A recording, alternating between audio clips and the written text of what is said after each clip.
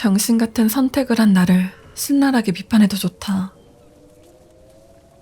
내 행동이 비상식적으로 보였을 수도 있고 너무 간단하고 명백한 해결책을 간과했다고 해도 좋다. 하지만 당신이 내가 있는 그곳에 있었다면 피칠갑된 시신 있는 방에 서서 곧 살인 누명을 쓰게 될 현실을 바라보는 그 기분이란 이런 걸 두고 스트레스라고 하나 보다. 이런 상황에 동반되는 불안감, 스트레스. 알다시피 우리가 부르는 공황 상태가 찾아오면 인간의 뇌는 제 기능을 못한다. 문제를 대처하는 방법이 보이지 않는다. 통제가 되지 않는 기분이 든다. 그래서 안 했다. 나는 경찰을 기다리지 않기로 했다. 내 핸드폰에 저장된 여자의 사진도 보여주지 않았다. 사진을 백업하지도 이메일로 보내놓지도 않았다. 그리고 하나 말하자면 차에서 피를 발견했을 때 내 번호로 112에 신고하지 않은 게 참 애석하다. 이 모든 게 시작되기 전에 끝내버릴 수 있었는데 이런 상황에 대한 해결책은 화면에 띄워놓고 보면 참 쉽다. 집에서 글로 읽을 때도 마찬가지고 아니 전후 사정을 다 아는 경우에도 쉽겠지. 하지만 당신이 직접 그 상황에 있다면 그게 진짜 당신에게 일어나는 일이라면 내가 하고 싶은 말은 논리적인 사고 전개가 어렵다는 것이다. 게다가 그런 순간에 밖에 경찰차 불빛이 보이고 내 앞에는 시체와 피 웅덩이가 있다. 케빈과 나 둘 다 똑같은 생각이었을 것이다. 이제 자리를 뜰 시간이다. 나는 손전등을 끄고 잽싸게 뒷문으로 도망쳤다. 다행히 뒷뜰과 마주한 이웃집은 울타리가 없어서 하나의 집처럼 연결되어 있었다. 분리선이라고 해봤자 작은 정원이나 덤불 정도? 이웃집에도 불이 하나둘 들어왔지만 다들 앞으로 나가서 구경하는 것 같았다. 왜냐하면 우리가 도망치는 동안 개미 새끼 한 마리도 못 봤거든. 마당 앞으로 돌아 나와서 케빈의 트럭이 있는 곳까지 반대로 돌아갔다. 다행히 진입로에 주차하지 않고 오히려 옆집에 대놨다. 특공팀 차량 2대가 모두 빈 상태였다. 모든 경찰이 집에 들어갔으리. 여기서 또 한 번 말하자면 우리는 그때 차라리 집에서 그들이 오기를 기다렸다가 모든 걸 털어놨어야 했다. 하지만 우리는 트럭을 타고 최대한 그곳에서 자연스럽게 탈출했을 뿐이다. 피자 가게로 돌아와서 여전히 불편한 침묵이 이어졌다. 우리가 방금 본 광경은 말을 시작하기가 너무 어려웠다. 내 차 옆에 트럭을 댔다. 시동은 끄지 않았다. 마침내 케빈이 목을 가다듬더니 말했다. 저기 무슨 일인지 모르겠어. 하지만 해결할 수 있을 거야. 넌 괜찮을 거야. 알리바이도 탄탄하잖아. 오늘 밤까지 계속 근무했으니까. 만약 경찰이 찾아오면 내가 잘 말할게. 누가 이런 짓을 저지른 건지 모르겠지만 지금 우리만큼 상황을 파악하는 사람도 없을 거야. 그러니까 집에 가. 잠 좀 자두고 아침에 전화할 테니까 같이 경찰서에 가자. 내가 퇴근하고 나서 말이야. 우리 둘 다 진술이 같을 테니까 위심을 사진 않을 거야. 내일 점심 근무라서 오후에는 퇴근할 수 있어. 그래, 그렇게 해야겠다. 아마 오늘 하루를 돌아보면 그 생각만큼 현명한 아이디어는 없었던 것 같네. 몸 조심해. 케빈이 내 무릎을 찰싹 때리면서 말했다. 나는 차에서 내렸고 우리는 그렇게 헤어졌다. 케빈은 좋은 녀석이다. 우리가 친하다고 언급하기는 했지만 솔직히 말해서 그건 절제된 표현이었다. 내가 이 동네에서 어울리는 유일한 친구니까. 내가 이 동네로 온 게 이제 1년 정도밖에 되지 않았으니까. 고향에서 불미스러운 사건이 일어나 집이 집처럼 느껴지지 않았다. 그래서 이사를 했다. 새로운 시작을 찾아 떠나온 것이었다. 내가 가진 문제가 있다면 그건 바로 사교성이 떨어진다는 것이었다. 배달업에 종사하는 것도 원래 했던 일이기도 하고 타지 길눈을 빠르게 익히기 위한 것도 있었다. 케빈과 나는 동년배였는데 그는 나의 사소한 성격을 용납하지 않았다. 그는 내게 질문을 퍼부었고 가게를 닫고 나면 나를 데리고 동네 술집을 다녔다. 그런 그의 노력에 나도 마음이 열렸고 우리가 진짜 친구가 되었다는 것을 인정하기까지 얼마 걸리지 않았다. 그리고 이 상황에 그런 친구가 있다는 사실이 진심으로 기뻤다. 아파트에 거의 다 왔을 무렵 핸드폰이 울렸다. 케빈이 확인차 전화하는 것으로 생각했지만 불행하게도 그건 아니었다. 전화가 아니라 문자였는데 발신 번호가 999-999-9999였다. 멋진 탈출이었어.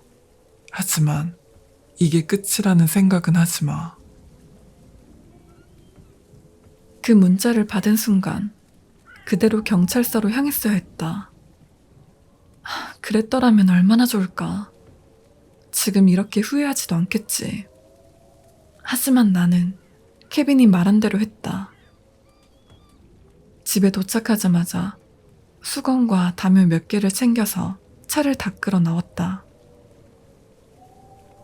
내가 허둥지둥하는 모습을 본 워터스 부인이 복도 맞은편에서 확인차 내다보고 있었다. 창문에 묻은 피를 닦아내고 좌석도 열심히 닦았지만 다 지워내는 건 그저 희망사항일 뿐이었다. 좌석 얼룩이 너무 심해서 담요로 덮어두고 다시 집으로 돌아왔다. 케빈의 충고에도 잠을 이룰 수 없었다. 오후까지 꼴딱 지새우며 내 이야기를 다지고 또 다졌다. 경찰서에 가서 모든 것을 다 털어놓을 준비가 됐다. 심지어 종이에 필기까지 하며 빠진 부분이 없는지 재차 확인했다. 그리고 다시 핸드폰이 울렸다. 아까 그 999 번호로 문자가 왔다. 밖을 봐. 깜짝 선물을 준비했어. 바깥 주차장을 내다봤다. 그리고 그녀를 발견했다. 내 차 옆에 기대서 그 웃음을 보이는 소녀. 그녀는 나를 보며 뼈 장갑을 낀 손을 흔들면서 윙크했다. 단박에 문을 박차고 나갔다. 내가 1층이니까 주차장까지 15초 남짓 걸렸으리라. 하지만 내가 갔을 때 그녀는 사라지고 없었다. 차를 살펴봤지만 아까와 같았다. 다묘가 여전히 피범벅 상태의 좌석을 가리고 있을 뿐. 아무래도 이 자식들은 내게 누명만 씌우려는 게 아니라 겁까지 주는 것 같았다. 완전히 고문이었다. 이때 이미 결심이 선 상태였다. 케빈의 작전은 버린다. 당장 경찰에 신고하려고 했다. 핸드폰을 찾아 주머니를 뒤졌지만 없었다. 아마 집안 식탁에 두고 온 모양이다. 다시 집으로 가야겠다. 하지만 집에 들어가서도 핸드폰은 없었다. 아니, 사라졌다. 그리고 핸드폰이 있어야 할 자리에는 피범벅이 되어 잘린 손이 있었다. 그러니까 내가 경찰에 사진을 못 보여준 이유가 이거다. 당신들에게도 보여주지 못하는 이유도 마찬가지다. 아니, 애초에 그 여자는 왜 사진을 찍은 걸까? 조롱하려는 이유 말고 말이다. 4명의 미친 사이코들에게 이 상황은 게임이었다. 나는 그들의 장난감이고, 사실 내 인생은 영화고 트루먼 쇼의 호러 버전인가 하는 생각까지 들었다. 내 모든 행동이 외부에 의해 조종당하고 내가 하는 모든 것을 시청자가 보고 있지는 않을까. 지금 생각해보니 내가 주차장에서 바로 신고했었어도 그들은 차선책을 세워뒀을 것이다. 나는 행주로 잘린 손을 감싸 아무렇게나 내버려뒀다. 그리고 바깥에서 떠오르는 태양을 멍하니 바라보았다. 만약 처음 갔던 집에 경찰을 부른 게 그 해골 녀석들이라면 우리 집으로 보내기까진 얼마나 걸릴까? 분명 피자 가게에서부터 집까지 미행했을 테니까 내 주소는 이미 알 테고, 그 뒤틀린 게임 논리라면 아마 집에 경찰을 보내는 게 다음 단계가 아닐까 싶었다. 부엌에 죽은 남자의 손이 있는 사람의 집, 그 집에 들어온 경찰. 결국 나도 게임의 일부였던 것이다. 내겐 선택지가 없다. 이건 나와 그 4명의 싸움이었다. 그들보다 한 발 앞서야 했다. 만약 내게 경찰을 보낸다면 그냥 내가 찾아갈 생각이었다. 그래도 아직 나도 할 말이 있으니까. 케빈도 있고 내게 우호적인 목격자 케빈도 있으니까. 그리고 그날 밤늦게까지 일했다는 알리바이도 있었다. 분명 나는 괜찮을 거야. 케빈에게 연락해서 애초에 경찰서에 갔어야 했다고 말하고 싶었지만 핸드폰이 없어서 연락이 불가능했다. 이미 시간은 오전 10시. 곧 케빈이 가게를 열 걸 알았기에 손을 챙겨서 케빈에게 향했다. 가는 길에 CCTV가 없어 보이는 한 가게 주차장에 잠깐 주차하고 손을 아무 쓰레기통에 쑤셔 넣었다. 손은 이미 두꺼운 겨울 장갑을 씌우고 그 위에 쓰레기 봉투 하나를 돌돌 말고 또 접고 접어서 꽁꽁 싸맨 상태였다. 내게 다시 돌아올 가능성이 없었다. 나는 곧장 가게로 향했다. 가게에 도착하니 이미 문을 연 상태였다. 하지만 케빈의 차가 안 보였다. 일을 시작한 지 얼마 안 된 오전 배달원. 이름이 에드였나? 그가 카운터에 앉아 있었다. 그는 언제나 오전조였기 때문에 나와 말을 섞을 일도 거의 없었다. 나는 항상 밤에만 근무했으니까. 게다가 아까도 말했지만 나는 사교성이 제로라서 처음 본 사람에게 말을 잘 걸지 않는다. 하지만 그는 나를 아는 눈치였다. 나를 본 그가 문을 열어주었다. 케빈은요? 인사치레 없이 바로 본론을 던졌다. 잘 모르겠어요. 이미 늦었거든요. 핸드폰도 안 받고 진짜 개 짜증나요. 전산도 뭐가 엉망이라서 안 돼요. 케빈 없이 오픈하려고 했는데 출근 카드도 못 찍고 있거든요. 진짜 뭐지? 시스템 전체가 다 망가진 것 같아요.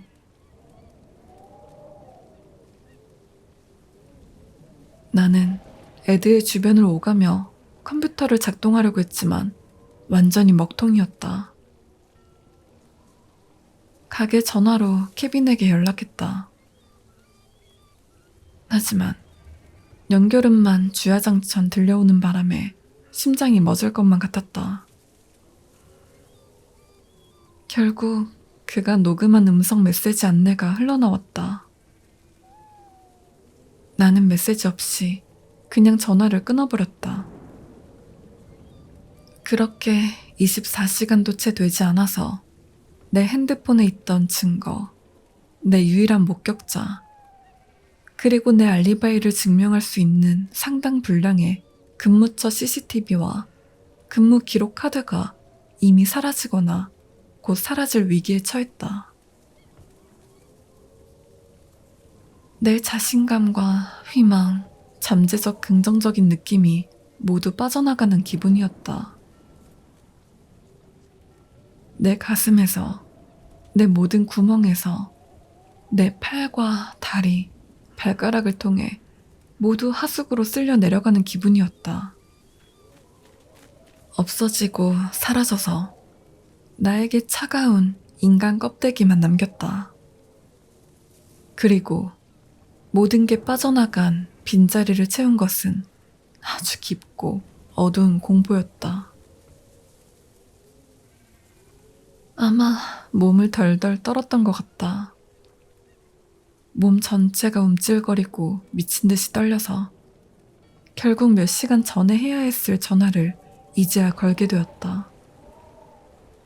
전화기를 귀에 대고 나는 112를 눌렀다.